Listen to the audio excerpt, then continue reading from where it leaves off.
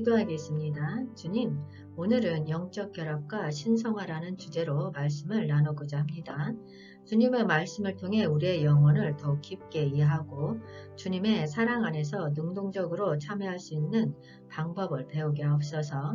우리에게 주어진 이 시간 동안 주님의 지혜와 통찰력을 우리에게 주셔서 올바른 길로 인도해 주옵소서. 주님의 성령으로서 우리의 마음을 개방하고 우리에게 깨어있는 영성을 부여해 주시길 간구합니다. 주님의 영광을 더 크게 빛내주시고 우리 모두가 주님의 사랑과 축복을 경험하며 능동적으로 참여할 수 있는 영성적인 여정을 시작할 수 있기를 소망합니다. 감사합니다. 예수님 이름으로 기도하였습니다. 아멘. 이 시간은 이번 주에 전한 말씀을 종합해서 영적 결합과 신성화 하나님의 사랑 안에서 능동적 참여라는 주제로 말씀을 전하도록 하겠습니다. 영적 결혼은 두 가지 중요한 요소인 영적과 결혼으로 구성됩니다. 영적은 하나님과의 관계, 신앙, 믿음 등과 관련이 있으며 결혼은 두 개체 간의 깊고 상호적인 연합을 나타냅니다. 이 두 용어를 결합하면 영적 결혼은 하나님과 믿는 자 사이에 더 깊고 의미 있는 관계로 해석됩니다. 영적 결혼은 영적 합의를 나타내는 것으로 이해됩니다. 이것은 믿음을 통해 하나님과의 연결을 경험하고 그로부터 영감을 받아 삶을 살아가는 것을 의미합니다. 영적 합의는 믿음과 신뢰를 중심으로 하나님의 뜻과 계획에 따라 삶을 이끄는 것입니다. 영적 결혼은 믿음과 깊은 연관이 있습니다. 믿음은 이 관계를 시작하고 유지하는 데 필수적인 요소입니다. 믿음은 하나님과의 관계를 강화하고 더 깊게 연결할 수 있는 열쇠입니다. 마태복음 19장 5에서 6절 말씀에서 말씀하시기를 그러므로 사람이 그 부모를 떠나서 아내에게 합하여 그 둘이 한 몸이 될지니라 하신 것을 잊지 못하였느냐. 그런즉 이제 둘이 아니요 한 몸이니 그러므로 하나님이 짝지어 주신 것을 사람이 나누지 못할지니라 하시니. 아멘. 영적 결혼은 하나님의 창조 섭리에 따라 두 사람이 결혼하여 하나가 되는 것을 나타냅니다. 이것은 결혼을 단순한 사회적 약속으로 보는 것이 아니라 하나님의 섭리와 뜻을 따르는 신성한 관계임을 강조합니다. 한 몸이 됨은 결혼의 목적 중 하나로 두 사람이 육체적으로만 아니라 인격적으로도 하나가 되는 것을 의미합니다. 이는 서로를 이해하고 지지하며 함께 성장하는 관계를 나타냅니다. 이는 사람이 나누지 못할 것은 하나님이 짝지어 주신 결혼을 인간이 자기의 의사나 이해로 나눌 수 없다는 것을 강조합니다. 이것은 결혼이 신성하고 영적인 연합임을 나타냅니다. 영적 결혼의 시작은 하나님의 주도에서 시작됩니다. 예수님의 말씀은 결혼의 주체가 인간이 아니라 하나님임을 강조합니다. 하나님은 두 사람을 하나로 연결하고 지지하여 결혼의 시작을 이룹니다. 이것은 두 사람의 믿음이 중요한 역할을 합니다. 영적 결혼은 믿음과 신뢰를 기반으로 하나님의 뜻을 따르는 관계입니다. 두 사람은 서로를 사랑하며 하나님을 향한 공동의 믿음을 공유해야 합니다. 이로써 영적 성장과 혜택을 가져옵니다. 영적 결혼은 두 사람이 함께 하나님을 찾고 성장하는 과정을 의미합니다. 지혜, 평강, 기쁨, 은혜 등 다양한 혜택을 누릴 수 있으며 삶이 풍요로워집니다. 결혼의 목적은 영적 성장과 서로를 지지하는 것입니다. 이것은 결혼을 통해 하나님의 뜻과 계획을 이루고 서로를 돕고 지지함으로써 더 큰 믿음의 여정을 나아가게 하는 것입니다. 그러면 이러한 영적 결합에는 어떠한 의미가 있을까요? 에베소서 5장 31에서 32절 말씀을 통해서 예수 그리스도와 교회를 통한 영적 결합의 의미를 알아보겠습니다. 그러므로 사람이 부모를 떠나 그의 아내와 합하여 그 둘이 한 육체가 될지니 이 비밀이 크도다. 나는 그리스도와 교회에 대하여 말하노라. 아멘. 남편과 아내가 한 몸이 되는 것은 결혼의 중요한 측면 중 하나입니다. 이 말씀에서는 이 비유를 그리스도와 교회와 연결시킵니다. 그리스도와 교회 사이의 관계는 결혼과 같이 남편과 아내가 한 몸이 되는 것과 유사하다고 설명됩니다. 그리스도와 교회의 관계는 더 깊은 영적 차원에서 이해됩니다. 그리스도는 교회의 구주로 교회는 그리스도의 신앙 공동체로 설명됩니다. 그리스도와 교회 사이의 이 비유적 연결은 신앙을 바탕으로 한 영적 공동체의 형성을 강조합니다. 그리스도는 교회를 사랑하고 보호하며 교회 역시 그리스도를 향한 신뢰와 애정을 표현합니다. 이러한 비유를 통해 영적 결합은 그리스도와 교회 사이의 사랑, 신뢰, 애정, 일치, 그리고 희망과 안정감을 표현합니다. 그리스도와 교회의 결합은 교회 구성원들끼리도 서로 사랑하고 지지하는 데 영감을 주며 공동체로서의 목적과 의미를 찾게 돕습니다. 그리스도와 교회의 영적 결합은 개인의 내면 성장과 변화를 촉진합니다. 이것은 우리의 행동과 생각에 대한 영감과 통찰력을 제공합니다. 이러한 영적 결합은 또한 어려운 순간과 시련에 대한 힘을 주며 우리에게 삶의 목적과 의미를 발견하게 도와줍니다. 이 말씀은 결혼의 비유를 통해 그리스도와 교회 사이의 영적 결합을 강조하며 이를 통해 우리가 더 깊은 의미와 목적을 찾고 사랑과 희망으로 연결되며 서로를 지지하는 공동체로 성장하는 중요성을 설명합니다. 이 영적 결합은 개인과 공동체의 삶에 큰 영향을 미치며 그리스도와 교회 사이의 신앙적 연결을 중심으로 하나님의 뜻을 이해하는 데 도움을 줍니다. 또한 영적 결합을 통해 믿음은 우리에게 희망과 안정감을 제공합니다. 어려운 시기나 고통스러운 상황에서도 믿음을 통해 우리는 하나님의 도움과 지지를 믿을 수 있으며 이는 우리에게 힘을 주고 위로가 됩니다. 고린도후서 6장 14절 말씀으로 믿음과 믿음 사이에 영적 결합의 중요성을 알아보겠습니다. 너희는 믿지 않는 자와 멍에를 함께 매지 말라. 의와 불법이 어찌 함께하며 빛과 어둠이 어찌 사귀며. 아멘. 바울은 이 말씀에서 믿지 않는 자와 멍에를 함께 매지 말라라고 말합니다. 이는 믿음과 믿지 않음 사이의 분리와 거름을 강조하는 것입니다. 믿는 자와 믿지 않는 자 간에는 신념, 가치관, 목표 등에서 큰 차이가 있을 수 있습니다. 이 둘을 함께 매는 것은 서로를 혼란시키고 믿음을 약화시킬 수 있습니다. 바울은 의와 불법, 빛과 어둠의 대립을 언급하여 믿음과 믿지 않음 사이의 영적 성향의 중요성을 강조합니다. 믿는 자들은 하나님의 의와 빛을 따르며 믿지 않는 자들은 불법과 어둠을 따릅니다. 이러한 영적 차이는 우리의 행동과 생활 방식에 영향을 미칩니다. 영적 결합은 우리의 신앙생활에 큰 영향을 미칩니다. 믿는 자와 함께 시간을 보내면 우리의 믿음을 격려하고 더 깊이 성장할 수 있습니다. 그러나 믿지 않는 자와 함께 있을 경우 이로 인해 우리의 믿음이 흔들릴 우려가 있습니다. 우리는 주변 사람들에게 영적 영향력을 미칩니다. 따라서 믿는 자끼리 모여 함께 빛과 의를 추구하면 이 영향력은 믿지 않는 자들에게도 전해질 수 있습니다. 영적 결합을 통해 우리는 다른 이들을 하나님의 사랑과 진리에 끌어들일 수 있습니다. 이 말씀은 종교적 실천과 관련이 있습니다. 믿음을 실천하고 지키는 것은 종교적 실천의 일환이며 이를 통해 우리는 하나님과의 영적 결합을 강화할 뿐만 아니라 다른 이들에게도 영감을 줄 수 있습니다. 그리고 이 말씀은 믿음과 믿지 않음, 의와 불법, 빛과 어둠의 대립을 통해 믿음과 믿음 사이의 영적 결합의 중요성을 강조합니다. 이는 우리의 믿음과 삶의 방향을 형성하며 영적 영향력을 주변 사람들에게 전파하는 데 큰 역할을 합니다. 영적 결합은 믿음을 굳건히 하고 우리의 영적 생활을 풍요롭게 만드는 중요한 요소임을 강조합니다. 이러한 영적 결혼의 특징을 고린도후서 13장 4절에서 바울은 사랑은 오래 참고 사랑은 온유하며 시기하지 아니하며 사랑은 자랑하지 아니하며 교만하지 아니하며 라고 말하고 있습니다. 이 말씀에서 오래 참음은 서로의 부족함과 어려움을 이해하고 인내심을 발휘하여 함께 어려움을 극복하는 것을 의미합니다. 이것은 영원한 사랑과 결속을 구축하는 데 필수적입니다. 온유함은 서로를 친절하게 대하고 배려하며 상대방의 감정과 필요를 고려하는 것입니다. 부부가 서로에 대한 온유함을 나누면서 더 깊은 연결을 형성할 수 있습니다. 또한 시기하지 않음은 서로를 믿음과 신뢰로 채우고 서로의 성공하는 데 도움을 줍니다. 자랑하지 않음은 서로를 자랑하거나 자기 자신을 강조하는 것이 아니라 서로를 격려하고 상대방의 성과를 공유하는 것을 의미합니다. 이것은 부부가 서로를 더욱 존중하고 의미 있는 관계를 형성하는 데 도움을 줍니다.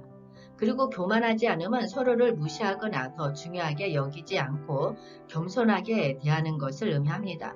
부부가 겸손함을 가지면 서로를 높이고 인내심을 발휘하는 데 도움을 줍니다. 이러한 사랑의 특성은 영적 결혼에서 서로를 더 깊이 이해하고 존중하며 상호 간에 더욱 신뢰하고 강화하며 어려움을 극복하는 데 중요한 역할을 합니다. 이는 부부 간의 공동체적인 신뢰와 결속을 형성하며 영적인 성장과 만족을 촉진시킵니다. 또한 골로새서 3장 14절 말씀에서 이 모든 것 위에 사랑을 더하라. 이는 온전하게 매는 띠니라. 아멘. 이 모든 것 위에 사랑을 더하라 라는 말씀은 사랑이 모든 덕과 미덕을 넘어서고 모든 것을 통합하고 완전하게 만드는 중요한 가치임을 강조합니다. 사랑은 모든 미덕과 덕을 결합하고 감싸는 띠와 같습니다. 사랑은 그리스도의 가르침과 그리스도의 몸인 교회를 유지하고 연결하는 힘입니다. 사랑은 영적 결혼에서 서로의 성장을 촉진하고 부부간의 유대를 보존하는 역할을 합니다. 사랑을 통해 부부는 서로를 더 잘 이해하고 상호작용하며 영원한 결합을 유지할 수 있습니다. 이러한 관점에서 볼 때 골로새서 3장 14절은 영적 결혼에서도 사랑이 최고의 미덕이자 모든 측면을 통합하고 강화하는 것임을 강조합니다. 이것은 부부간의 관계를 풍요롭고 영적으로 깊게 만들며 결혼 생활을 지속적으로 발전시키는 중요한 원리입니다. 그렇다면 이러한 영적 결혼에서 오는 혜택은 어떠한 것이 있을까요? 잠언 18장 22절에서는 올바른 결혼 파트너를 찾는 것이 매우 중요하며 이로써 하나님의 은혜와 축복을 받을 수 있다는 지혜를 강조합니다. 아내를 얻는 자는 복을 얻고 여호와께 은총을 받는 자니라. 아멘. 이 말씀은 결혼 파트너를 선택하는 것이 단순한 우연이나 경험에 의한 것이 아니라 지혜와 목표를 갖고 신중한 과정을 통해 이루어져야 함을 강조합니다. 올바른 아내나 남편을 찾는 것은 영적으로도 중요한 결정입니다. 성경은 아내나 남편을 하나님의 은혜로 받아들이는 것을 강조합니다. 아내나 남편은 하나님의 선물이며 그들과 함께한 결혼 생활은 하나님의 축복 아래에서 이루어져야 합니다. 또한 올바른 결혼 파트너를 찾는 것은 복을 얻는 것으로 설명됩니다. 이것은 서로를 이해하고 사랑하며 영원히 함께 걸어가는 기쁨과 풍요를 의미합니다. 영적 결혼에서는 함께 하나님을 섬기고 영적으로 성장할 수 있는 동반자를 찾는 것도 복을 얻는 것에 해당합니다. 결혼은 하나님의 축복과 은총을 받는 과정입니다. 올바른 결혼 파트너를 선택하고 하나님의 뜻에 순응하는 것은 하나님의 도움과 지원을 얻을 수 있는 길입니다. 결혼은 영적으로 성장하고 서로를 지지하며 하나님의 계획을 이루는 기회가 될 수 있습니다. 이러한 관점에서 볼 때 이 말씀은 결혼 생활을 시작하는 단계에서 하나님의 지혜를 구하면 영적으로 성장하며 올바른 파트너와 함께 하나님의 축복과 은총을 경험할 수 있을 것입니다. 또한 골로새서 3장 14절에서는 영적 결혼을 사랑으로서 모든 것을 연결해야 함을 강조하면서 이 모든 것 위에 사랑을 더하라. 이는 온전하게 매는 띠니라 라고 말씀하십니다. 이 말씀은 사랑이 다른 모든 덕과 미덕을 더하고 포괄한다는 것을 강조합니다. 사랑은 온전한 덕과 아름다운 품성을 나타내며 이 모든 것을 하나로 묶어줍니다. 또한 사랑은 성령의 은사 가운데 최고의 것이라고 언급되었습니다. 여기서는 사랑을 입는 것이 바로 새 사람이 되는 것과 연결짓고 있습니다. 그리스도인은 그리스도의 사랑을 모델로 삼아 사랑의 미덕을 나타내야 합니다. 사랑은 모든 계명의 요약입니다. 이는 사랑이 하나님과 인간 간의 모든 관계와 윤리적 선택에 중요한 역할을 한다는 것을 의미합니다. 이 말씀은 붕대나 띠를 통해 사랑을 설명하며 두 가지를 연결하는 것이 제3의 것이 없이 아름답게 유지되는 방법임을 강조합니다. 사랑은 분리된 것을 연결하고 통일시키는 힘을 갖고 있습니다. 이는 영적 결혼의 핵심적인 특성 중 하나로서 사랑을 강조합니다. 영적 결혼에서는 부부간의 사랑과 상호 배려가 중요하며 그것이 모든 다른 미덕과 덕을 포괄하는 중심이 됩니다. 따라서 영적 결혼에서 사랑은 그리스도의 모습을 반영하고 모든 덕과 미덕을 연결하며 하나님의 뜻을 이루는 핵심적인 역할을 하게 됩니다. 이것은 영적 결혼에서 사랑의 중요성을 강조하고 사랑이 모든 측면에서 행복하고 완벽한 관계를 형성하는 기반이 된다는 것을 의미합니다. 영적 결혼은 우리와 하나님 사이의 관계와 더불어 우리 부부 사이의 관계에도 하나님의 도움과 존재가 깊이 녹아있는 특별한 결합입니다. 이 결합은 그리스도와 교회 사이의 사랑을 반영하며 중요한 원칙을 제공합니다. 영적 결혼은 에베소서 5장에서 그리스도와 교회 사이의 비유로 설명됩니다. 이 비유에서 그리스도는 교회를 사랑하고 돌봐주는 신랑이 되고 교회는 그리스도에게 복종하고 사랑하는 신부가 됩니다.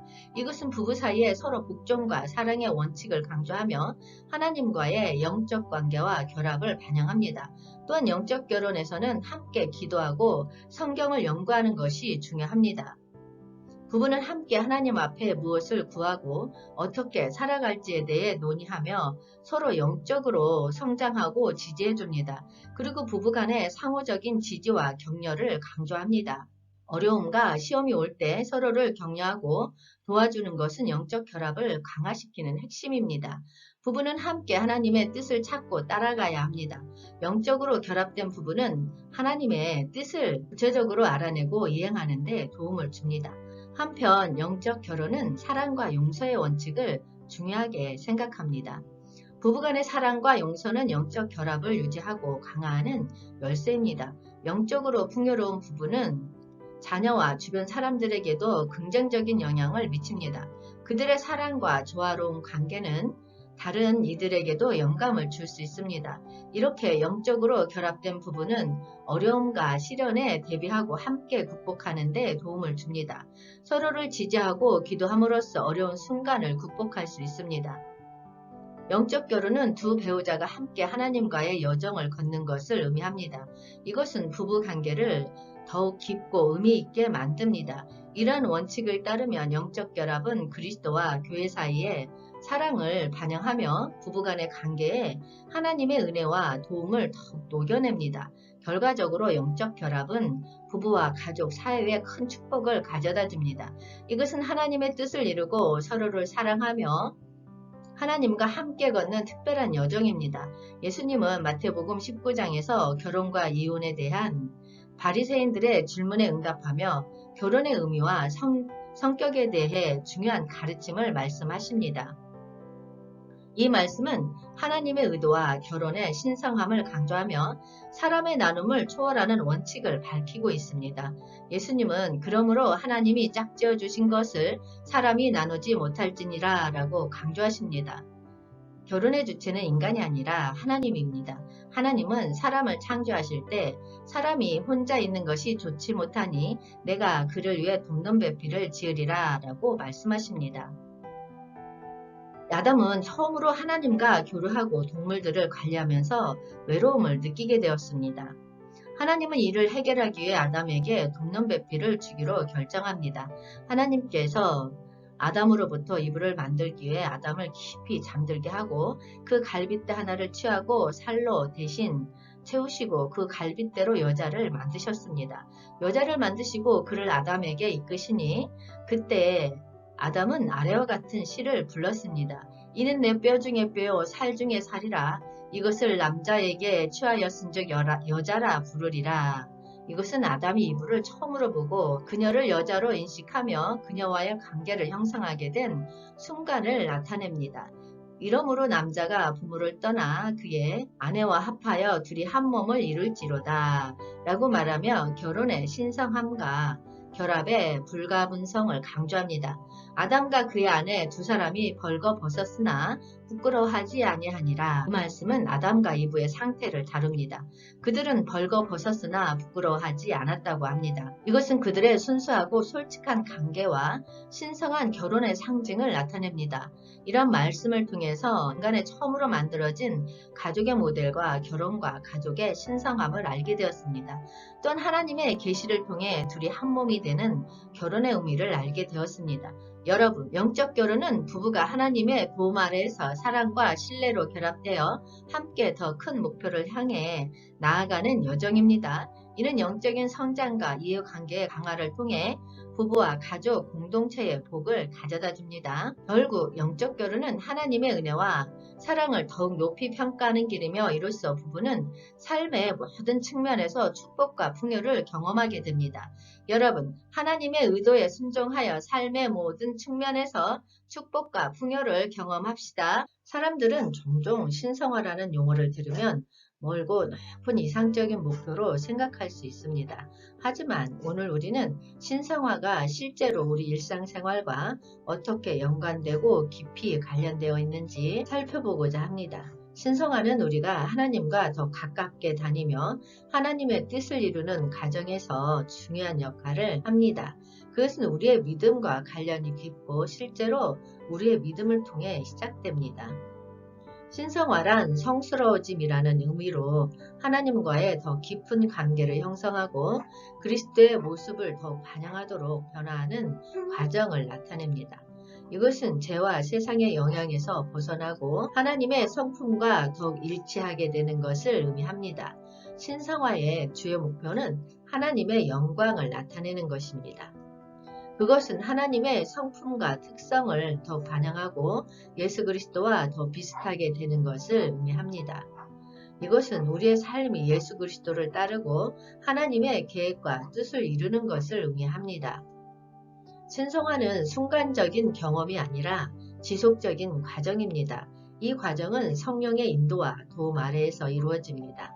성도는 하나님의 말씀을 통해 영적으로 성장하고 기도와 예배를 통해 하나님과의 교통을 강화하며 삶의 각 영역에서 예수 그리스도를 모방하려고 노력합니다. 이런 신성화에 대해서 우리가 이야기할 때 우리는 성경에 나타난 하나님의 뜻과 지침을 고려해야 합니다. 데살로니가전서 4장 3에서 7절 말씀에서는 신성화의 중요성과 그 원칙을 찾을 수 있습니다.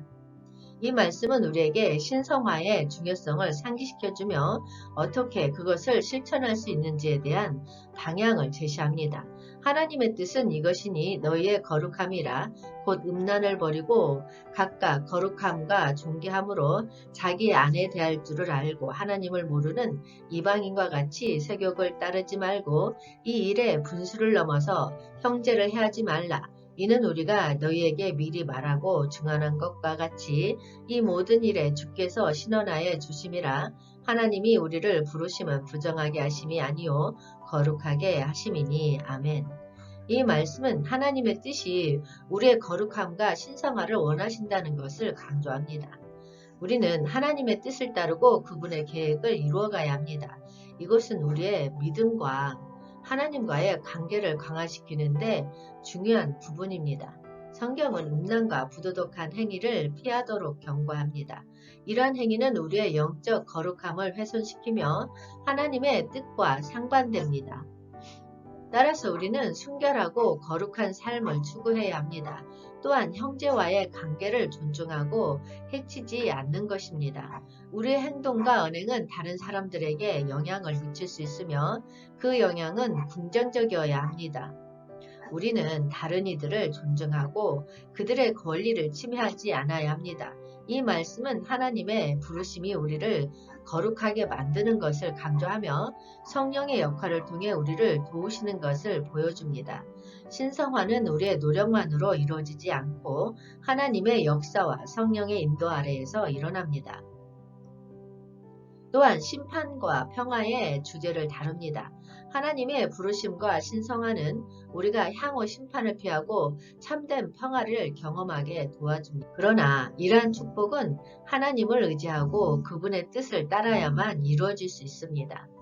그러면 이러한 신성화를 단계별로 알아보겠습니다. 먼저 첫 번째 단계는 믿음으로부터의 출발입니다. 바울은 그리스도인들에게 변화와 신성화의 중요성을 강조합니다. 로마서 12장 2절 말씀을 통해서 변화를 위한 새로운 시작의 믿음의 중요성을 강조하고 있습니다. 너희는 이 세대를 본받지 말고 오직 마음을 새롭게 함으로 변화를 받아 하나님의 선하시고 기뻐하시고 온전하신 뜻이 무엇인지 분별하도록 하라. 아멘. 바울은 그리스도인들에게 이 세대의 풍습과 가치관에 무비판적으로 순응하지 말라고 경고합니다. 이 세상의 가치는 지나치고 변하기 쉬우므로 우리는 그것의 영향을 받지 않아야 합니다. 바울은 그리스도인들에게 지성의 새로움을 통해 변화하라고 권장합니다.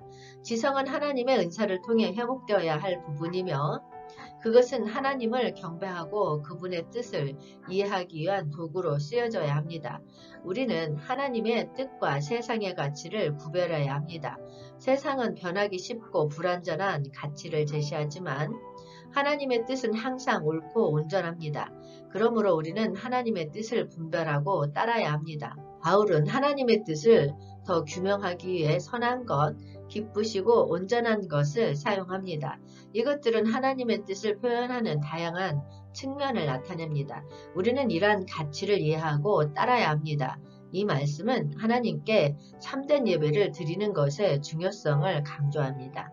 우리의 마음과 지성을 새롭게 하고 하나님의 뜻을 분별함으로써 우리는 참된 경배자로 나아갈 수 있습니다. 바울은 이러한 변화와 분별력을 바탕으로 그리스도인들에게 윤리의 기초를 제공합니다. 하나님의 뜻을 따르고 세상의 가치에서 벗어남으로써 우리는 온전하고 바른 삶을 살아갈 수 있습니다. 두 번째 단계는 성령으로 인한 변화입니다. 성령의 역할과 중요성은 믿음을 통한 새로운 시작에서 무척 중요합니다. 성령은 그리스도인의 믿음 생활에서 핵심적인 역할을 수행하며 그 중요성은 무시할 수 없습니다.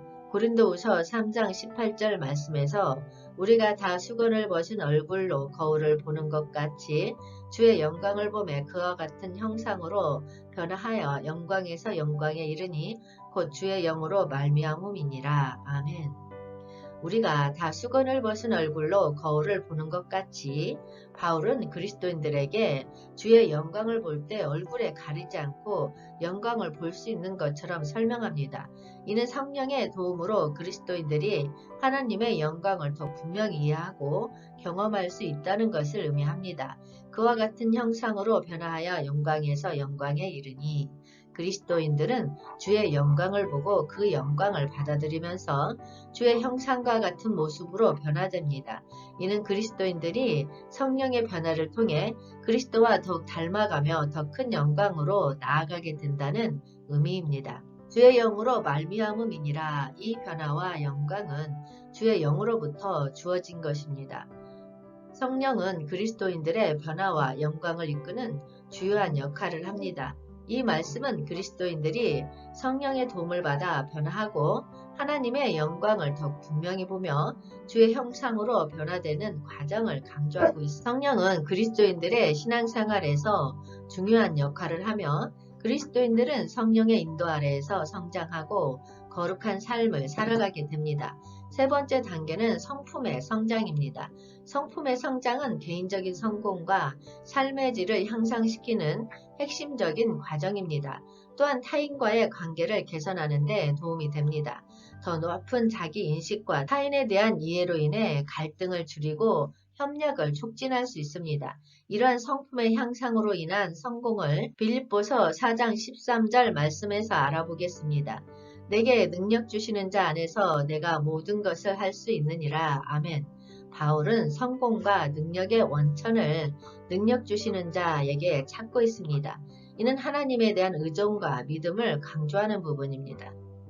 성품의 향상과 성공은 오로지 하나님의 능력과 은혜에 의해 이루어집니다. 이 말씀은 바울의 겸손과 하나님에 대한 의존을 나타냅니다. 성공을 위해 자기 의지나 능력에 의존하는 것이 아니라 하나님의 지원과 인도를 필요로 합니다. 모든 것을 할 수 있다라는 표현은 어떠한 상황에서도 극복의 자세를 갖도록 우리를 격려합니다. 어떤 어려운 과제나 도전도 하나님의 도움으로 극복 가능하다는 믿음을 갖게 합니다. 이 원칙은 성품의 향상을 강조합니다. 하나님의 도움을 받아 더 나은 인간이 되고 이로써 성공을 찾을 수 있습니다. 그리스도인은 자신의 성품을 계속 개선하며 영적으로 성장함으로써 더 큰 성공을 경험할 수 있습니다. 이 말씀은 능력과 성공을 영적인 의미로 해석합니다. 즉, 성공이 오로지 물질적인 풍요나 성적인 성취에만 국한되지 않고 영적인 성장과 하나님의 나라를 위한 일에도 적용된다는 것을 강조합니다. 내가 모든 것을 할 수 있다라는 믿음은 희망을 제공하며 어려운 상황에 도전하는 용기를 부여합니다. 이 원칙은 어떤 어려움도 이겨낼 수 있는 믿음을 성품의 향상을 통해 키우는 데 도움이 됩니다. 바울의 말씀은 성품의 향상과 성공을 위한 믿음과 의지의 중요성을 강조하며 이를 통해 하나님의 능력과 지원을 받는다는 메시지를 전달합니다. 이러한 원칙을 통해 우리는 성공과 만족을 찾을 수 있고 능력 주시는 자 안에서 모든 것을 이룰 수 있습니다. 네 번째 단계는 사랑의 연마입니다. 사랑의 연마는 우리 인간관계와 역량을 향상시키는 과정입니다. 이것은 무엇보다도 자기 자신을 이해하고 다른 사람들과의 상호작용을 통해 자기 발전의 핵심이 됩니다. 사랑은 상대방을 수용하고 이해하는 것으로 시작하지만 그 뒤로는 더 깊은 수준의 서로에 대한 배려와 헌신으로 나아갑니다. 또한 사랑의 연마는 우리가 자신을 받아들이고 다른 사람을 받아들이는 과정입니다. 이것은 자기 존중감과 타인에 대한 존중감을 키우는 데 도움을 줍니다. 사랑은 우리를 더 나은 리더, 친구, 가족 구성원으로 성장시키며 우리의 사회와 세계를 더 인류에 넘치는 곳으로 만들어줍니다. 사랑의 연마는 우리가 항상 완벽하지 않다는 사실을 받아들이고 서로의 부족함을 이해하며 성장하는 과정입니다. 이것은 때로는 어려울 수 있지만 우리가 사랑과 배려를 가지고 접근한다면 어떤 도전도 극복할 수 있을 것입니다. 이러한 이유로 사랑의 연마는 우리 삶의 가장 귀중한 여정 중 하나입니다. 이런 사랑을 통한 다른 사람과의 관계를 고린도전서 13장 4에서 7절에서 알아보겠습니다. 사랑은 오래 참고 사랑은 온유하며 시기하지 아니하며 사랑은 자랑하지 아니하며 교만하지 아니하며 무례히 행하지 아니하며 자기의 유익을 구하지 아니하며 성내지 아니하며 악한 것을 생각하지 아니하며 불의를 쫓지 아니하며 진리와 함께 기뻐하고 모든 것을 참으며 모든 것을 믿으며 모든 것을 바라며 모든 것을 견디느니라. 아멘. 이 말씀은 우리에게 사랑이 어떤 것인지 어떻게 행동해야 하는지를 가르칩니다. 사랑은 인내심을 갖추고 상황이 어려운 때에도 견뎌내는 덕입니다. 이것은 하나님의 자비와 용서를 모델로 합니다. 우리는 다른 사람들을 오래 참고 이해하며 그들의 부족함을 인정하는 사랑으로 대해야 합니다. 또한 사랑은 친절하고 상냥한 행동을 통해 나타납니다. 다른 사람들에게 배려와 이해를 보여주는 것이 사랑의 핵심입니다. 우리는 다른 사람들을 상처 주지 않고 온유한 태도로 대해야 합니다.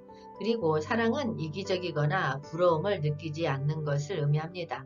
다른 사람들의 성공을 축하하고 그들의 이익을 위해 기꺼이 희생할 수 있는 마음가짐이 사랑입니다. 사랑은 자기 자랑을 하거나 다른 사람들에게 자기 자신을 뽐내지 않는 덕입니다. 겸손하고 다른 사람들을 더 중요하게 생각하는 마음가짐이 사랑입니다. 사랑은 거만하거나 오만한 자세를 취하지 않는 것을 의미합니다. 우리는 다른 사람들을 존중하고 그들의 의견을 존중해야 합니다. 사랑은 다른 사람들에게 무례하지 않고 이기적이거나 악한 생각을 허락하지 않습니다. 우리는 다른 사람들을 이해하고 그들을 위해 봉사하는 마음가짐을 갖춥니다. 사랑은 진리와 정의를 중시하며 부당함에 반대합니다. 우리는 다른 사람들에게 공평하게 대하고 그들을 믿으며 희망을 주며 어떤 어려움이든지 함께 이겨냅니다. 이 말씀은 사랑이 우리의 관계와 행동에 어떤 영향을 미치는지를 강조합니다. 사랑은 우리의 마음가짐과 태도를 변화시키며 다른 사람들과의 관계를 더욱 강화시킵니다. 그리스도인으로서 우리는 사랑을 통해 하나님의 자비와 용서를 세상에 나타내야 합니다. 이러한 사랑은 우리가 지니고 있는 신앙의 근본이며 다른 사람들에게 하나님의 사랑을 보여주는 수단입니다. 또한 사랑의 중요성을 강조하며 사랑이 어떻게 행동과 태도를 변화시키는지를 설명합니다. 우리는 사랑을 통해 다른 사람들을 이해하고 배려하며 겸손하고 헌신적으로 행동해야 합니다. 이것이 하나님의 뜻이며 우리의 신앙적 성장과 다른 사람들과의 관계를 향상시키는 열쇠입니다. 다섯 번째 단계는 전도와 예배입니다. 전도와 예배는 우리와 하나님 사이의 연결고리입니다. 전도를 통해 다른 이들에게 하나님의 사랑을 전하고 예배를 통해 하나님을 숭배합니다. 이 두 가지는 우리의 신앙을 더 굳건하게 하고 하나님과의 관계를 더 깊게 만드는 데 도움이 됩니다. 따라서 우리는 전도와 예배를 통해 하나님의 계획을 이루는 데 기여할 수 있으며 영적인 성장과 다른 이들에 대한 사랑을 표현할 수 있습니다. 마가복음 16장 15절 말씀에서 알아보겠습니다. 또 이르시되 너희는 온 천하에 다니며 만민에게 복음을 전파하라. 아멘. 예수님은 선교를 통해 복음을 모든 이에게 전하라고 명령하셨습니다. 이는 우리가 하나님의 사랑과 구원의 은혜를 다른 이들과 나누는 책임을 갖고 있음을 의미합니다. 선교는 영적으로 가난한 이들을 돕는 방법 중 하나입니다. 우리가 복음을 전하고 다른 이들의 영적인 필요를 충족시킴으로써 그들에게 하나님의 사랑과 돌봄을 제공합니다. 예수님은 선교를 통해 제자들에게 자신의 명령을 수행하라고 했습니다. 그러므로 우리가 예수님을 숭배하고 따르기 위해서는 선교가 필수적입니다. 또한 예배는 하나님과의 깊은 관계 형성의 중요한 부분입니다. 예배를 통해 우리는 하나님을 찬양하고 숭배하며 그분과의 더 깊은 관계를 형성합니다. 그리고 예배는 우리의 영적인 성장을 촉진하는 역할을 합니다. 성경의 가르침과 기도를 통해 우리는 더 깊은 영적 이해를 얻고 성장할 수 있습니다. 예배는 기독교 공동체의 통합을 촉진하는 역할을 합니다. 예배를 함께하는 것은 신앙 공동체의 단계를 높이고 서로에 대한 사랑을 나누는 데 도움이 됩니다. 예수님은 제자들에게 복음을 전파하고 예배를 통해 하나님을 경배하라고 명령하셨습니다. 이 두 가지는 하나님의 계획을 이루는데 필수적인 구성 요소입니다. 선교와 예배는 서로 보완적인 역할을 합니다. 선교를 통해 다른 이들에게 복음을 전하고 예배를 통해 하나님을 찬양함으로써 우리는 하나님의 계획을 완성합니다. 예배는 하나님을 향한 숭배와 감사의 표현입니다. 이러한 예배를 통해 우리는 선교 활동에 동기부여를 받고 하나님의 역사를 축복하며 믿음을 강화할 수 있습니다. 결국 전도와 예배는 기독교 신앙생활에서 핵심적인 부분입니다. 선교를 통해 복음을 전파하고 예배를 통해 하나님을 찬양하며 숭배함으로써 우리는 하나님의 뜻을 이루고 하나님과의 관계를 굳건히 할 수 있습니다. 이 두 가지를 통해 우리는 하나님의 사랑을 나누고 영적인 성장을 이루며 하나님의 권리로 삶을 살 수 있습니다. 결론적으로 신성화 단계를 거치면서 하나님의 은혜와 축복을 경험하게 됩니다. 베드로전서 5장 10에서 11절 말씀에서 알아보겠습니다. 모든 은혜의 하나님 곧 그리스도 안에서 너희를 부르사 자기의 영원한 영광에 들어가게 하시니가 잠깐 고난을 당한 너희를 친히 온전하게 하시며 굳건하게 하시며 강하게 하시며 혀를 견고하게 하시리라. 권능이 세세 무궁하도록 그에게 있을지어다. 아멘. 이 말씀은 우리에게 하나님의 무한한 은혜를 상기시킵니다. 하나님은 우리를 선택하고 우리에게 영적 성장과 변화를 주기에 우리를 부르셨습니다. 이것은 우리의 삶을 변화시키고 영원한 영광을 향한 여정을 시작하는 축복입니다. 이 말씀은 고난과 어려움을 경험하는 시기가 있을 수 있지만 하나님은 우리를 온전하고 굳건하게 만들어준다는 희망을 주고 있습니다. 어려움을 통해 우리는 영적으로 성장하고 강해질 수 있습니다.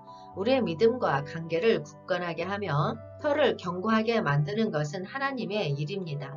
우리는 하나님의 힘과 지원을 받아서 어떠한 어려움에도 무너지지 않을 수 있습니다. 마지막으로 이 말씀은 하나님의 권능을 찬양하며 우리에게 하나님의 권능을 의지하고 두려움 없이 살라는 권면을 전합니다.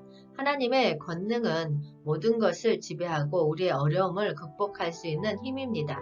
신성화의 과정은 우리에게 하나님의 은혜, 온전함, 굳건함, 그리고 하나님의 권능을 경험하게 해줍니다. 이러한 축복들은 우리의 믿음을 강화하고 어려움을 극복하는 데 도움이 됩니다. 하나님은 우리의 변화와 영적 성장을 통해 우리에게 큰 축복을 주십니다. 이러한 축복들을 믿음으로 받아들이고 하나님을 의지하는 것은 우리의 믿음 생활을 풍요롭게 만들어줄 것입니다. 우리는 하나님과의 관계가 우리 인생에서 가장 중요한 부분 중 하나임을 이미 알고 있습니다. 그러나 이 관계가 어떻게 깊어지고 변화하는지에 대한 진정한 이해와 경험을 갖기 위해서는 우리 스스로가 능동적, 적극적으로 참여해야 합니다. 우리의 믿음은 단순히 받아들여지는 것뿐만 아니라 실행하는 것이며 하나님과의 관계는 우리의 선택과 행동에 의해 실제로 형성됩니다. 먼저 우리는 하나님과의 관계가 중요합니다. 하나님과의 관계는 인간의 삶에서 가장 중요한 측면 중 하나입니다. 이것은 영적, 도덕적, 정서적, 그리고 심지어 사회적인 측면에서 모두 극히 중요합니다. 인생은 우리가 경험하고 이해하는 무수히 많은 측면이 있습니다. 우리는 가족, 친구, 직업, 도전, 성취, 스트레스, 즐거움, 슬픔, 경험, 그리고 여러 가지 단련하여 삶을 이끌어 나갑니다. 그러나 이 모든 것들 중에서도 하나님과의 관계는 우리 삶의 최상위에 위치하며 그 중요성은 절대적입니다. 예레미야 29장 13에서 14절 말씀을 통해서 하나님과의 관계의 중요성에 대해서 알아보겠습니다. 너희가 온 마음으로 나를 구하면 나를 찾을 것이요 나를 만나리라. 이것은 여호와의 말씀이니라. 나는 너희들을 만날 것이며 너희를 포로된 중에서 다시 돌아오게 하되 내가 쫓아 보내었던 나라들과 모든 곳에서 돌아오게 하리라. 이것은 여호와의 말씀이니라. 아멘. 이 말씀은 먼저 하나님께서 그의 백성들에게 먼저 나아가고자 하는 마음을 갖는 사람들에게 회답하실 것임을 약속하고 있습니다. 너희가 나를 찾으면 나를 만날 것이다 라는 말은 그렇게 전심으로 하나님을 찾는다면 그를 만날 수 있음을 암시하고 있습니다. 이것은 하나님의 사랑과 관심을 나타내는 부분입니다. 하나님은 포로된 자들을 다시 돌아오게 하며 그들의 운명을 되돌리려는 뜻을 밝힙니다. 이것은 회복과 변화의 과정을 의미합니다. 하나님은 그의 백성들이 그의 도움과 인도를 받으며 새로운 시작을 할 수 있도록 도와주고자 합니다. 이 말씀은 하나님의 충실한 약속을 강조합니다. 하나님은 그의 말씀을 지키실 것이며 그의 백성들을 모아들여서 고향으로 돌아오게 하겠다고 약속하고 계십니다. 이 말씀은 하나님과의 관계를 중요시하며 회복과 변화를 통해 새로운 시작을 가능하게 하는 하나님의 놀라운 사랑과 인자함을 강조합니다. 이것은 하나님과의 관계를 더 깊게 이해하고 그의 인자함에 응답하는 부분입니다. 유다 사람들은 하나님의 부름에 응답하여 회복과 변화를 통해 새로운 삶을 찾을 수 있을 것입니다. 우리 삶은 수많은 선택으로 이루어져 있습니다. 하루하루 순간순간 우리는 어떤 길을 택할지, 어떤 가치를 추구할지, 무엇에 우리의 마음을 쏟을지를 결정하고 있습니다. 이러한 선택들은 우리의 삶의 품질과 방향을 결정하며 결국 우리가 되고자 하는 사람의 모습을 그립니다. 그 중에서도 가장 중요하고 영원한 선택 중 하나가 바로 하나님과의 관계입니다. 하나님과의 관계는 우리에게 주어진 가장 중요한 선택 중 하나입니다. 그러나 이 관계는 어느 순간에 자동적으로 발생하는 것이 아니라 우리 자신의 능동적인 선택에 근거합니다. 우리는 하나님과의 관계를 형성하고 유지하기 위해 노력하고 믿음과 신념을 가지며 그에게로 나아가야 합니다. 하나님과의 관계는 우리의 삶에서 능동적인 선택의 결과물 중 하나이며 이것은 우리가 인생의 여정을 더 풍요롭고 의미 있게 만드는 핵심적인 부분입니다. 하나님과의 관계를 향한 선택은 우리의 영적 갈망을 충족시키고 내면의 고요함을 해소해 줄 뿐만 아니라 우리가 미래에 대한 희망을 품게 하는 길입니다. 이런 하나님과의 관계에서 우리가 선택해야 하는 것 등을 여호수아 24장 15절 말씀을 통해서 찾아보겠습니다. 만일 여호와를 섬기는 것이 너희에게 좋지 않게 보이거든 너희 조상들이 강 저쪽에서 섬기던 신들이든지 또는 너희가 거주하는 땅에 있는 아모리 족속의 신들이든지 너희가 섬길 자를 오늘 택하라. 오직 나와 내 집은 여호와를 섬기겠노라 하니. 아멘. 이 말씀은 우리가 다른 신 우상이나 현대적으로는 다른 욕망이나 우선순위 앞에 두지 말아야 한다는 경고입니다. 여호수아는 백성들에게 다양한 선택지를 제시하면서 그들이 여호와를 섬기는 것이 가장 현명한 선택임을 강조합니다. 또한 개인적인 결정의 중요성을 강조합니다. 여호수아는 자신과 자신의 가정이 여호와를 섬길 것임을 확고히 선언함으로써 신앙의 선택이 가정과 개인의 삶에 영향을 미침을 보여줍니다. 이는 우리가 하나님을 선택함으로써 삶의 모든 영역에 그의 지배와 지도를 받아들인다는 것을 의미합니다. 더불어 이 구절은 우리가 하나님을 선택하는 결정이 영원한 결과와 연결된다는 것을 강조합니다. 여호수아는 이 선택이 백성들과 하나님과의 관계에 영원한 영향을 미칠 수 있음을 경고하며 이 선택이 삶의 전반에 걸쳐 중요한 역할을 한다는 것을 전합니다. 그리고 이 선택이 우리의 삶과 가족, 사회, 그리고 영적 삶에 어떻게 영향을 미치는지를 강조합니다. 요컨대 이 말씀은 하나님과의 관계를 강화하고 싶다면 하나님을 선택하고 그를 섬기는 결정을 삶의 핵심으로 삼아야 한다는 중요한 메시지를 담고 있습니다. 이 결정은 우리의 모든 삶과 행동에 영향을 미치며 영원한 결과를 초래할 수 있다는 점을 명심해야 합니다. 이런 하나님과의 능동적인 관계는 믿음으로 형성하는 게 필수적인 요소입니다. 우리가 믿음을 가지고 그 믿음을 기반으로 행동하는 것은 우리 자신과 타인 그리고 우리가 믿는 신에 대한 관계를 강화합니다. 이는 우리의 삶을 풍요롭고 의미 있는 것으로 만들어줍니다. 믿음을 통한 능동적인 관계는 우리의 삶에 깊은 의미와 가치를 부여하고 우리의 내면 성장과 영적 충족을 이루어주는 중요한 측면입니다. 이는 우리가 더 나은 사람이 되고 희망과 안정을 얻으며 삶의 목적을 찾을 수 있도록 돕는 힘과 의미 있는 관계입니다. 이러한 믿음을 통한 능동적인 관계를 히브리서 11장 6절 말씀에서 알아보겠습니다. 믿음이 없이는 하나님을 기쁘시게 하지 못하나니 하나님께 나아가는 자는 반드시 그가 계신 것과 또한 그가 자기를 찾는 자들에게 상 주시는 이심을 믿어야 할지니라. 아멘. 믿음이 없이는 하나님을 기쁘시게 하지 못하나니 이 말씀은 믿음의 필수성을 강조합니다. 믿음 없이는 하나님의 기쁨을 얻을 수 없다는 것을 분명히 말하고 있습니다. 이것은 우리의 믿음이 하나님과의 관계에서 중요한 역할을 한다는 것을 보여줍니다. 하나님께 나아가는 자는 반드시 그가 계신 것과 또한 그가 자기를 찾는 자들에게 상 주시는 이심을 믿어야 할지니라. 이 부분은 우리의 믿음이 능동적인 관계의 핵심임을 강조합니다. 하나님께 나아가려면 믿음을 통해 그가 계신다는 것을 믿어야 하며 또한 하나님 역시 우리를 찾고자 하시는 것을 믿어야 합니다. 이것은 상호적이고 활발한 관계를 나타냅니다. 결국 이 말씀은 믿음을 통한 능동적인 관계가 얼마나 중요하며 믿음이 우리의 행동과 선택에 큰 영향을 미친다는 것을 강조합니다.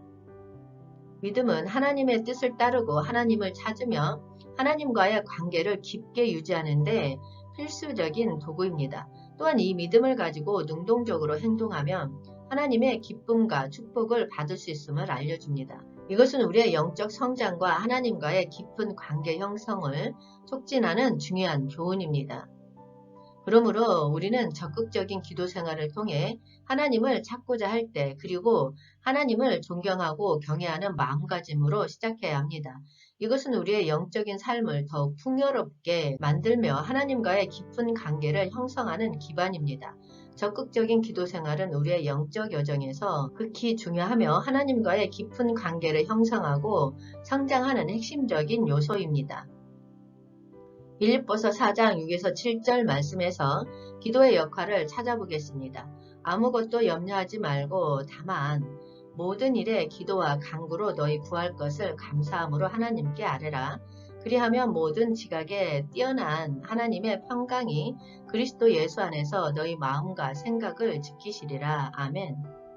바울은 염려와 불안을 품는 대신 기도와 간구를 선택하라고 권고합니다. 이것은 우리가 어떤 어려움이나 필요를 마주하더라도 그것을 하나님께 가져가고 그에게 의지하라는 의미입니다. 염려와 불안은 종종 우리의 마음을 어지럽히고 힘을 빼앗기게 할 수 있지만 기도는 우리를 하나님과의 소통과 의존으로 인도합니다. 또한 기도에 감사와 찬양을 함께 더하라고 말합니다. 감사의 마음은 하나님에 대한 믿음과 인내심을 높여줍니다. 하나님께 받은 모든 은혜와 축복에 대한 감사를 표현함으로써 우리는 믿음을 더 깊게 실천하고 하나님과의 관계를 굳건히 합니다. 그리고 기도와 감사를 통해 하나님의 평강을 얻을 수 있다고 말합니다. 이 평강은 우리의 마음과 생각을 지켜주며 그리스도 예수 안에서 찾을 수 있습니다. 그리스도를 통해 우리는 하나님의 평강을 경험하고 삶의 어려움에 대처하는 힘을 얻을 수 있습니다. 바울의 이 말씀은 기도를 통해 우리의 염려와 불안을 하나님께 맡기고 감사와 찬양을 통해 하나님과의 관계를 강화하며 하나님의 평강을 향한 길을 열어준다는 중요한 교훈을 전달합니다. 이러한 기도의 역할은 우리의 영적 성장과 안정된 삶을 살기 위한 필수적인 도구입니다. 그러면 예수님은 어떻게 기도 생활을 하셨을까요? 예수님은 아침이 새어나오기 전 아직 사람들이 활동하지 않은 조용한 시간을 선택하여 기도하셨습니다. 이것은 우리에게 하루 중에 조용한 시간을 찾아 하나님과 교감하고 기도하는 중요성을 가르쳐 줍니다. 바쁜 일상 속에서도 조용한 순간을 찾아 하나님과의 관계를 강화할 수 있습니다. 예수님은 일어나서 기도하였는데 이것은 그의 일상생활과 밀접하게 연결되어 있습니다. 그는 하나님과의 교감을 일상으로 편입시켰으며 하나님을 그의 생활의 일부로 여기고 기도했습니다. 우리 또한 일상생활과 기도를 연결하여 하나님을 우리 삶의 중심으로 두어야 합니다. 예수님은 이러한 기도 시간을 규칙적으로 실천하셨습니다. 이것은 우리에게 꾸준한 기도 습관의 중요성을 가르쳐 줍니다. 꾸준한 기도는 영적 성장과 하나님과의 관계를 향상시키는 데 도움이 됩니다. 예수님의 기도는 솔직하고 진실한 대화였습니다. 그는 마음을 열고 하나님 앞에서 자신의 생각과 감정을 털어놓았습니다. 우리도 기도를 통해 솔직하게 하나님께 말하고 우리의 필요와 소망을 털어놓을 수 있습니다. 예수님은 기도를 통해 힘을 얻었고 하나님의 지혜와 인도를 받았습니다. 우리 또한 기도를 통해 하나님의 지혜와 인도를 구하고 일상적인 도전과 어려움에 대처할 힘을 얻을 수 있습니다. 이처럼 예수님의 기도 삶은 조용한 시간을 통한 기도, 일상생활과의 연결, 규칙적인 기도 습관, 솔직한 대화, 힘과 지혜의 충전, 그리고 모범적인 기도 생활의 중요성을 강조합니다. 이를 통해 우리는 하나님과의 더 깊은 관계를 형성하고 영적 성장을 이룰 수 있습니다. 성경 연구와 말씀의 적극적 탐구는 기독교 신앙생활에서 중요한 부분을 차지하고 있습니다. 이를 통해 우리는 하나님의 말씀을 이해하고 예수 그리스도를 따르며 영적 성장과 평안을 얻을 수 있습니다. 성경은 기독교 신앙의 핵심이며 하나님의 뜻을 알기 위한 필수적인 도구입니다. 따라서 성경을 적극적으로 연구하고 말씀을 탐구함으로써 우리의 믿음과 관계를 더 깊고 의미 있게 만들 수 있습니다. 시편 119장 105절인 주의 말씀은 내 발의 등이요 내 길의 빛이니이다는 성경 말씀의 중요성을 아주 강력하게 나타내고 있습니다. 성경은 우리의 길을 밝히는 등과 같습니다. 인생은 길을 잃거나 어두운 순간이 있을 수 있습니다. 그러나 성경은 그런 어려운 순간에서도 옳은 방향을 찾게 해주는 길잡이입니다. 하나님의 말씀은 우리에게 옳은 길을 안내해 줍니다. 내 길에 빛이니이다 라는 표현은 성경이 우리에게 영적인 지혜와 깨달음을 주는 것을 의미합니다. 성경을 통해 우리는 하나님의 뜻과 인도를 더 잘 이해하고 올바른 선택을 할 수 있습니다. 이는 우리의 믿음과 영적 성장을 지원합니다. 또한 성경은 우리의 일상생활에서도 도움이 됩니다.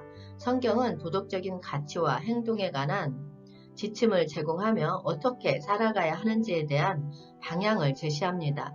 이를 따르면 더 나은 사람이 되고 올바른 선택을 할 수 있습니다. 성경은 우리의 믿음의 토대이며 우리의 영적인 관계와 희망의 근간입니다. 성경을 통해 우리는 하나님을 믿고 예수 그리스도를 믿음으로 받아들이며 영원한 삶과 하나님과의 더 깊은 관계를 찾을 수 있습니다. 시편 119장 11절인 내가 주께 범죄하지 아니하려 하여 주의 말씀을 내 마음에 두었나이다는 성경 말씀이 우리의 삶에 어떻게 중요한 역할을 하는지를 설명하는 부분입니다. 이 말씀에서는 성경을 마음에 두다는 표현을 사용하여 성경을 단순히 읽는 것이 아니라 그 안에 담긴 하나님의 지침과 가르침을 진지하게 받아들이고 생활에 적용해야 한다는 메시지를 전달합니다. 성경은 우리의 도덕적인 지침서이며 하나님의 뜻을 이해하고 따르는 데 필수적입니다. 또한 이 구절은 성경을 통해 우리가 범죄하지 않으려는 의지와 노력을 나타냅니다. 성경을 마음에 두고 가르침을 따르면 우리는 죄를 예방하고 더 올바른 길을 택할 수 있습니다. 이는 우리의 믿음을 실천으로 옮겨 삶에 반영하는 과정입니다. 더불어 성경을 통해 우리는 하나님의 뜻과 성품을 더 잘 이해하고 하나님과의 더 깊은 관계를 형성할 수 있습니다. 성경은 하나님의 사랑과 계획을 보다 깊이 이해하고 하나님의 지도를 받는 도구입니다. 하나님께서 우리에게 많은 은혜와 복을 주십니다. 우리는 그 감사를 표현하고 그 은혜에 보답하기 위해 봉사를 통해 봉사할 수 있습니다. 봉사는 우리가 하나님께 감사하고 그에 대한 우리의 인내와 복을 나누는 방법입니다. 하나님과의 관계를 강화하고 싶다면 복음 전파와 봉사는 매우 중요한 역할을 합니다. 예수 그리스도는 복음을 전파하고 봉사하는 것을 그의 제자들에게 명령하였습니다. 이것은 우리가 그의 기축을 따르는 방법 중 하나입니다. 예수님께서는 너희는 가서 모든 족속을 가르치며 아버지, 아들, 성령의 이름으로 세례를 베풀고 내가 너희에게 분부한 모든 것을 가르쳐 지키게 하라고 가르쳤습니다.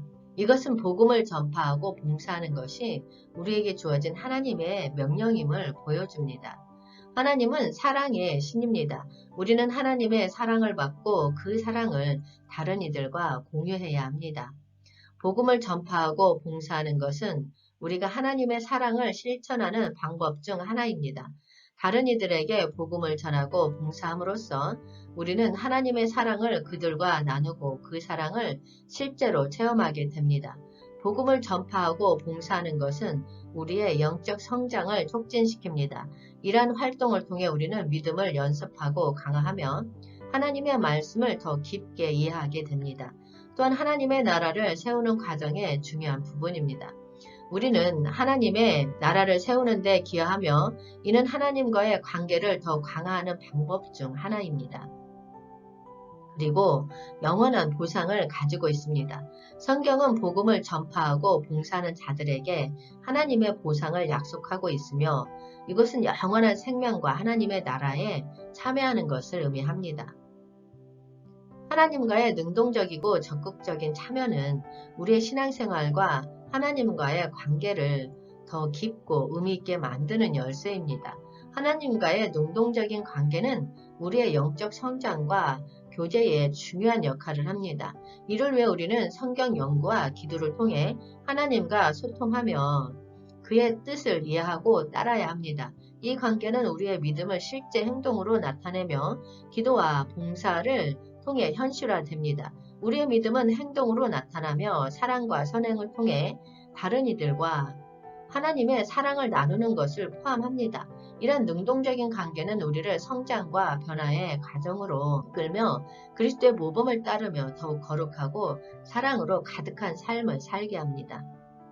결국 이러한 관계는 우리를 큰 기쁨과 충만함으로 인도하며 하나님과의 관계를 깊고 풍요롭게 만들어 나갈 길입니다. 우리의 하나님과의 관계의 가치와 중요성을 아모스 3장 3절 말씀에서 알아보겠습니다. 두 사람이 한 말로 서로 합치기 전에 먼저 서로 만났느냐? 이 말씀은 사람들 사이의 관계와 의사소통에 관한 말씀으로 서로 다른 방향에서 오는 두 사람이 서로 합치기 전에 만나야 한다는 뜻을 내포하고 있습니다. 이 말씀은 서로 다른 두 사람이 의사소통하고 관계를 형성하기 위해서는 만남이 필수적이라는 말씀입니다. 마찬가지로 하나님과의 관계도 능동적으로 찾아가고 만나야 합니다. 우리가 하나님을 찾고자 할 때 먼저 그를 만나고 의논하며 의사소통해야 합니다. 이것이 하나님과의 교제를 강화하고 신앙을 성장시키는 핵심 원리입니다. 우리는 하나님과의 관계를 적극적으로 추구하며 끊임없이 그를 만나 기도하고 말씀을 통해 의사소통하여 더 깊고 풍요로운 관계를 형성해야 합니다. 하나님의 은혜와 사랑은 우리의 영적 삶에서 중요한 원리입니다. 은혜는 하나님의 무조건적인 사랑과 선물을 의미하며 우리의 부족함을 채우고 변화의 기회를 제공합니다. 또한 죄와 실수에 대한 하나님의 용서와 영원한 생명의 희망을 포함합니다. 사랑은 하나님의 무한한 애정과 관심을 나타냅니다. 하나님은 우리를 절대로 버리지 않으며 희생을 감수하고 우리에게 소중한 것을 주십니다. 이것은 우리에게 영감을 주고 다른 이들과 사랑을 나누는데 도움을 줍니다. 은혜와 사랑은 우리의 영적 삶을 깊이 이해하고 하나님과의 관계를 강화하며 다른 이들과 더 나은 관계를 형성하는 데 도움을 줍니다. 이것은 삶의 모든 측면에 긍정적인 영향을 미치며 우리를 하나님의 은혜와 사랑 안에서 사는 단계로 인도합니다. 에베소서 2장 8에서 9절 말씀을 통해서 은혜와 사랑의 의미를 정리해 보겠습니다. 너희는 그 은혜에 의하여 믿음으로 말미암아 구원을 받았으니 이것은 너희에게서 난 것이 아니요 하나님의 선물이라. 행해서 난 것이 아니니 이는 누구든지 자랑하지 못하게 함이라. 아멘. 이 말씀은 하나님의 은혜가 우리에게 주어진 선물임을 강조합니다. 우리는 아무런 노력 없이도 하나님의 자비와 사랑에 의해 구원을 받을 수 있습니다. 이것은 우리의 자기 노력과 능력과는 무관한 것으로 우리가 받을 자격이나 가치를 갖추지 않아도 은혜로서 받을 수 있다는 놀라운 사실을 나타냅니다. 바울은 믿음으로 말미암아라고 강조합니다. 은혜를 받는 핵심은 믿음입니다. 우리는 은혜를 믿음을 통해 받습니다. 이것은 우리가 하나님의 은혜를 신뢰하고 받아들이는 것이 중요하다는 것을 의미합니다. 바울은 율법의 준수보다 믿음을 강조합니다. 우리는 율법의 엄격한 규정을 따르는 것이 아니라 우리의 믿음과 신앙을 통해 구원을 얻게 됩니다. 이것은 우리의 행위나 노력이 아닌 은혜와 믿음에 의한 의로움을 강조합니다. 바울은 구원은 우리의 자랑이나 능력에 기인한 것이 아니라 하나님의 은혜에 의한 것임을 강조합니다. 우리는 자신의 힘이나 자랑 대신 하나님의 은혜와 사랑에 감사하며 겸손한 태도를 가져야 합니다. 하나님의 사랑은 예수 그리스도를 통해 현실화됩니다. 그리스도는 우리를 위해 희생을 했으며 그의 사랑은 우리의 구원의 근간이 됩니다. 이것은 하나님의 자비와 사랑을 나타내며 우리가 어떤 상황에서도 하나님의 사랑에 의지할 수 있음을 의미합니다. 이러한 바울의 가르침을 통해 우리는 은혜와 사랑에 의한 구원을 이해하고 믿음을 통해 받아들여야 함을 알게 되며 자랑과 자기의의를 버리고 하나님의 은혜와 사랑을 겸손히 받아들여야 합니다. 이것은 우리의 구원과 영적 삶의 핵심이며 하나님의 자비와 사랑에 대한 우리의 의존을 나타냅니다. 또한 우리는 요한복음 3장 16절 말씀에서도 은혜와 사랑의 정의를 알아보겠습니다. 하나님이 세상을 이처럼 사랑하사 독생자를 주셨으니 이는 그를 믿는 자마다 멸망하지 않고 영생을 얻게 하려 하심이라. 아멘. 이 말씀은 우리에게 하나님의 무한한 사랑의 시작입니다. 하나님이 세상을 이처럼 사랑하사에서 우리는 하나님의 사랑이 우리 생각을 넘어선다는 것을 알 수 있습니다. 이것은 우리가 그의 아들 예수 그리스도를 통해 어떻게 구원을 받을 수 있는지의 핵심입니다. 이어서 독생자를 주셨으니에서 하나님은 자신의 독생자 예수 그리스도를 우리에게 주신 것을 밝힙니다. 이것은 하나님의 큰 희망입니다. 그리스도는 십자가에서 우리 대신 죽음을 받으셨고 이것은 그의 무한한 사랑과 희생의 표현입니다. 또한 믿는 자마다 멸망치 않고 영생을 얻게 하려 하심이니라 해서 믿음이 이 모든 것의 핵심 역할을 하는 것을 알 수 있습니다. 우리는 그의 사랑과 희생을 믿음으로 받아들이면 영생을 얻게 된다는 약속을 받습니다. 이 말씀은 우리에게 영원한 생명의 약속을 제공합니다. 하나님의 사랑과 희생을 믿는다면 우리는 멸망하지 않고 영생을 얻을 것입니다. 이것은 우리에게 끝없는 희망과 평안을 주며 하나님의 무한한 사랑과 은혜를 경험하는 시작입니다. 또한 우리에게 하나님의 놀라운 사랑과 은혜를 이해하게 도와주며 우리의 믿음을 강화시켜 영원한 생명을 얻을 수 있는 길을 보여줍니다. 이것은 우리의 영적 삶을 깊이 있게 변화시키는 말씀입니다. 우리가 하나님의 은혜와 사랑을 받는 과정은 하나님의 무한한 사랑과 은혜로 시작됩니다. 하나님은 우리를 위해 깊은 애정으로 돌봐주시며 우리를 아무런 조건 없이 사랑하십니다. 이것은 우리가 어떤 상태에 있더라도 하나님의 관심과 사랑을 받을 자격이 있다는 사실을 의미합니다. 먼저 믿음으로 바뀌는 하나님의 은혜와 사랑을 이해하고 받아들이는 핵심적인 요소입니다. 우리는 하나님의 은혜와 사랑을 믿음을 통해 받아들이게 되면 이것은 우리의 죄와 결점에서의 구원의 열쇠입니다. 로마서 3장 22절은 이 원칙을 뒷받침해주는 중요한 성경 구절입니다. 이 구절은 믿음으로 말미암아 모든 믿는 자에게 미치는 하나님의 은이 차별이 없느니라 이라고 말하며 우리가 어떤 죄를 지었더라도 믿음을 통해 의로움을 얻을 수 있음을 강조합니다.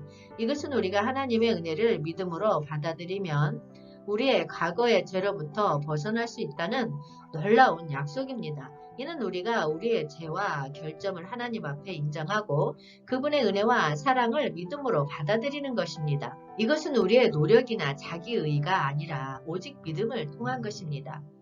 믿음은 우리와 하나님 사이의 연결고리입니다. 우리가 하나님의 은혜와 사랑을 이해하고 믿음으로 받아들이면 그분과의 관계가 복원되고 우리는 그분과 영원한 관계를 맺을 수 있습니다. 이는 하나님의 자비와 사랑을 믿음을 통해 받아들이는 것을 의미합니다. 하나님은 우리의 회개와 믿음을 환영하며 우리에게 은혜를 베풀어 줍니다. 다음은 회개와 변화를 통한 하나님의 은혜와 사랑을 사도행전 3장 19절 말씀을 통해서 알아보겠습니다. 그러므로 너희가 회개하고 돌이켜 너희 죄 없이 함을 받으라. 이같이 하면 새롭게 되는 날이 주 앞으로부터 이를 것이요. 아멘. 이 말씀에서 말하는 회개하고 돌이켜 너희 죄 없이 함을 받으라는 마음의 변화와 죄에 대한 슬픔으로부터 시작하여 실제 삶의 변화를 의미합니다. 회개는 죄로부터 돌아서는 것을 의미하며 이것은 죄에 대한 후회와 슬픔으로 출발하여 하나님과의 관계를 회복하고 개인적인 죄를 인정하고 그로부터 돌아서는 과정을 포함합니다. 또한 너희 죄 없이 함을 받으라는 회개를 통해 죄를 용서받고 흠없이 하나님 앞에 서게 된다는 뜻입니다. 죄를 고백하고 회개함으로써 죄에서 해방되고 그리스도와의 연합을 통해 변화와 새로운 삶을 경험하게 됩니다. 다음은 성령의 인도와 강화를 통한 하나님의 은혜와 사랑을 받는 단계를 요한복음 14장 16에서 17절 말씀으로 알아보겠습니다. 내가 아버지께 구하겠으니 그가 또 다른 보혜사를 너희에게 주사 영원토록 너희와 함께 있게 하리니 그는 진리의 영이라 세상은 능히 그를 받지 못하나니 이는 그를 보지도 못하고 알지도 못함이라. 그러나 너희는 그를 아나니 그는 너희와 함께 거하시며 또 너희 속에 계시겠음이라. 아멘. 이 말씀에서 예수님은 제자들에게 성령의 인도자 보혜사를 보내겠다고 약속합니다. 성령은 진리의 영으로서 세상은 그를 받지 못하지만 예수님의 제자들은 성령을 아는 것이 가능합니다. 또한 제자들을 가르치고 도와주며 이귀에 처했을 때 대변자가 되어주는 것입니다. 그리고 예수님의 사역을 계속하며 예수님을 증거하고 제자들에게 안위와 위로를 제공합니다. 이와 같은 성령의 역할과 성령의 강화는 예수님이 아버지께로 가신 후에 주어진다는 점을 강조합니다. 성령은 예수님의 사역을 계속하며 제자들이 예수를 이해하고 세상과 반대하여 예수님의 교훈을 따르도록 돕습니다.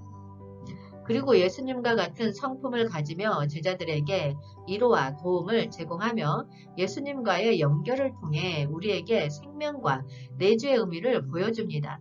하나님의 은혜와 사랑은 우리의 죄와 결점을 용서하고 우리를 새로운 창조물로 만들어줍니다.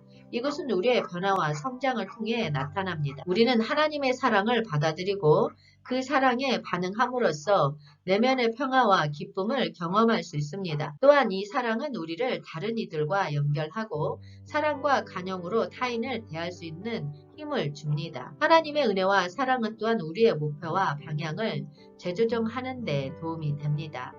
우리는 하나님의 뜻을 따르며 더 의미 있는 삶을 살 수 있고 우리의 능력을 발전시켜 세상에 긍정적인 영향을 미칠 수 있습니다. 이렇게 하나님의 은혜와 사랑으로 삶을 채워나가는 것은 인간 존재의 깊은 의미와 삶의 변화를 탐구하는 과정입니다. 이는 사랑으로 이웃을 섬기고 감사와 찬양의 생활 등이 있습니다. 하나님의 은혜와 사랑으로 삶을 채우는 과정은 우리가 하나님과 깊은 관계를 형성하고 다른 이들을 섬김으로써 삶을 의미있게 만들어갑니다. 사랑은 우리에게 주어진 의무이자 더 중요한 가치입니다. 이것은 마태복음 22장 39절에서 강조된 대로 내 이웃을 내 몸과 같이 사랑하라 라는 말씀과 일치합니다. 우리는 하나님의 사랑을 받았으며 그 사랑을 다른 이들에게 확장하는 것이 우리의 의무입니다. 감사와 찬양은 우리가 하나님께 우리의 의지와 필요를 나타내며 하나님의 무한한 은혜와 사랑에 대한 감사를 표현하는 중요한 방법입니다. 빌립보서 4장 6절은 아무것도 염려하지 말고 모든 일에 기도와 간구로 너희의 소원을 하나님께 알리라 라고 말합니다. 우리는 감사와 찬양을 통해 하나님과의 깊은 관계를 유지하며 삶의 어려움을 극복할 힘을 얻을 수 있습니다. 하나님의 은혜와 사랑으로 삶을 채우는 것은 우리의 삶의 의무와 목적을 부여하는 과정입니다. 우리는 하나님의 사랑과 은혜를 받고 그 사랑을 다른 이들과 나누며 감사와 찬양을 통해 하나님에 대한 우리의 믿음을 깊게 강화할 수 있습니다. 이것은 우리의 삶을 더 풍요롭게 만들고 하나님의 나라를 세우는 데 일조하는 중요한 요소입니다. 하나님의 은혜와 사랑 안에서 사는 단계는 우리의 인생에서 가장 귀중한 순간 중 하나입니다. 이 단계는 우리가 하나님의 사랑과 은혜를 깊게 이해하고 받아들이며 그것을 통해 변화하고 성장하는 과정을 나타냅니다. 이 결론은 이러한 과정의 중요성과 가치를 강조하고자 합니다. 결론적으로 하나님의 은혜와 사랑을 받아들이고 그것을 실제로 믿고 삶에 적용함으로써 우리는 내면적으로 변화합니다. 우리의 마음과 생각, 행동이 하나님의 뜻과 일치하도록 변화합니다. 또한 하나님의 사랑과 은혜를 경험한 우리는 그 사랑을 다른 이들과 공유하고 그들을 섬기는 데 헌신합니다. 사랑으로 이웃을 섬기며 우리의 삶이 더 의미 있고 가치 있게 느껴집니다. 그리고 하나님께 우리의 감사와 찬양을 바쳐 우리의 신앙을 깊게 표현하고 하나님과의 깊은 관계를 유지합니다. 감사와 찬양을 통해 우리는 어떤 상황에서도 하나님에게 의지하고 힘을 얻을 수 있습니다. 그래서 하나님의 은혜와 사랑 안에서 사는 단계는 우리의 삶을 풍요롭게 만들어줍니다. 하나님의 축복과 인도 아래에서 우리는 내적 평안과 기쁨을 경험하며 다른 이들에게도 그 축복을 전달할 수 있습니다. 우리의 삶이 하나님의 은혜와 사랑 안에서 사는 것은 하나님의 나라를 세우는 데 기여합니다. 우리의 믿음과 행동을 통해 하나님의 나라를 확장하고 세상을 변화시키는 데 일조합니다. 이렇게 하나님의 은혜와 사랑 안에서 사는 단계는 우리의 삶을 의미있게 만들고 영원한 가치를 부여합니다. 우리는 하나님의 사랑을 경험하고 그 사랑을 통해 변화하며 다른 이들을 섬기고 감사와 찬양을 바쳐 우리의 믿음을 깊게 표현할 수 있습니다. 이것은 우리의 삶을 더 풍요롭게 만들고 하나님의 나라를 세우는 데 큰 역할을 합니다. 이 단계를 통해 우리는 하나님과의 더 깊은 연결과 믿음의 성장을 경험하며 새로운 삶을 살아갈 수 있습니다. 주님의 사랑 안에서 능동적으로 참여하는 이 시간을 감사드립니다. 주님의 말씀은 우리의 영혼을 양식하고 우리의 믿음을 강화시키는 데 큰 힘이 됩니다. 영적 결합과 신성화에 대한 말씀을 통해 우리는 주님과 더 가까워지며 주님의 은혜를 받을 수 있는 방법을 배웠습니다. 주님, 이제 우리가 배운 것을 실천할 수 있도록 우리의 영성을 강화시켜 주시기를 간구합니다. 주님의 성령으로서 우리를 감싸 안으시고 주님의 사랑 안에서 우리가 능동적으로 참여할 수 있도록 인도해 주시길 간절히 구합니다. 우리의 영성적인 여정을 시작하며 주님의 영광을 빛나게 해주시기를 간구합니다. 우리를 생명의 파멸에서 속량하시고 우리의 모든 병을 고치시고 모든 죄악을 사하시는 주님, 모든 존귀와 영광 받으시옵소서. 아버지, 이 시간도 질병으로 아파하는 자들, 고통 가운데 신음하는 자들이 있습니다. 당신의 치유의 손으로 긍휼히 여겨 어루만져 주옵소서. 당신의 보혈의 피로 덮어주사 깨끗이 씻어주옵소서. 모든 병마에서 일어날 수 있도록 아버지 도와주시옵소서. 주님, 영적으로 어둠 가운데 있는 사람들, 정신적으로 방황하고 있는 사람들 치유해 주실 줄 믿습니다. 주님, 이들을 위해 기도합니다. 아픈 곳에 병든 곳에 손을 얹은 즉 즉시 나으리라 하셨습니다. 믿음으로 선포합니다. 병든 곳에 아픈 곳에 통증이 있는 곳에 아버지 믿음의 손을 얹고 기도하며 나아갈 때 그 즉시 치료되어지는 기적의 역사가 나타날 수 있도록 축복하여 주시옵소서. 축복하여 주시옵소서. 성령님 임하여 주시옵소서. 임하여 주시옵소서. 더욱 임하여 주시옵소서.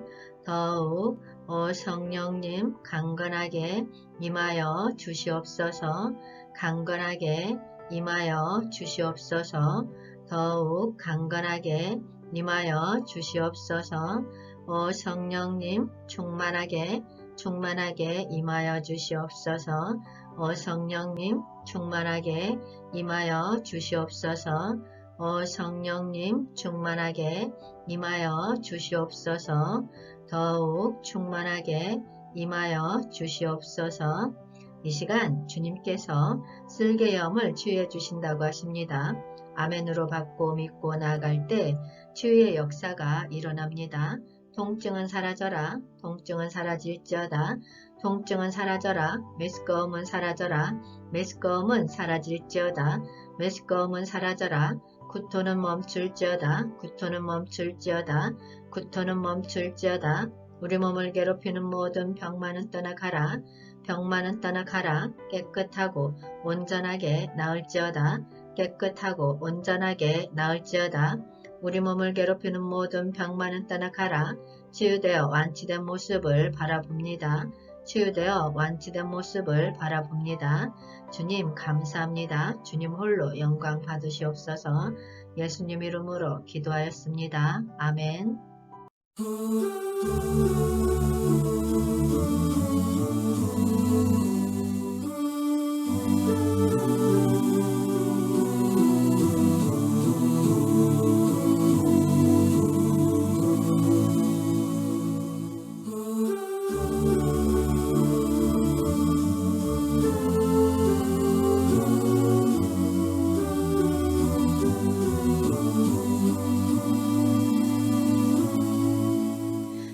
마음의 주를 향한 사랑이 나의 말은 주가 주신 진리로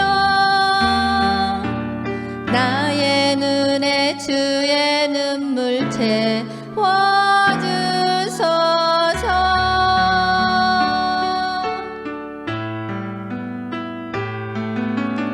내 입술에 찬양의 향기가 두 손에는 주를 닮은 섬김이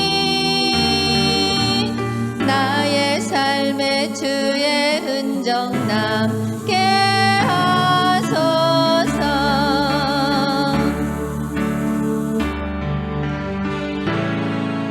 하나님의 사랑이 영원히 함께하리. 십자가의 길을 걷는 자에게 순교자의 삶을 사는 이에게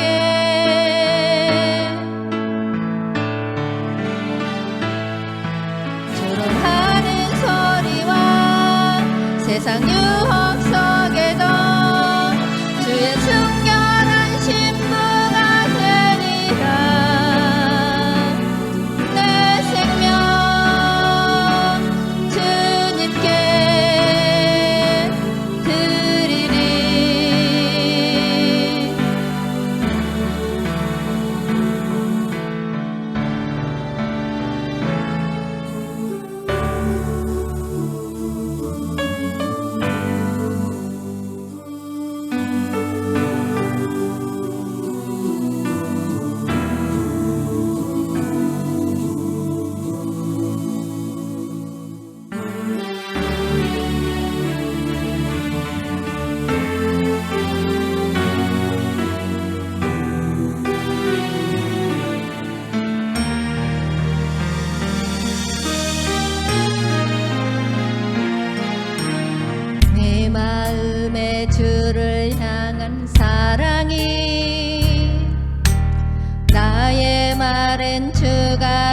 주신 진리로 나의 눈에 주의 눈물 채워주소서.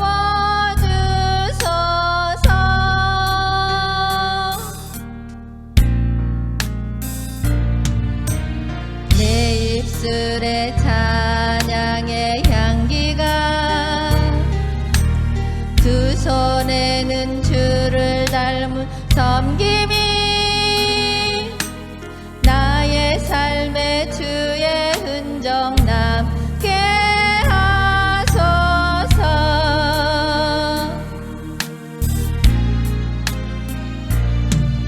하나님의 사랑이 영원히 함께하리. 십자가의 길을 걷는 자에게 순교자의 삶을 사는 이에게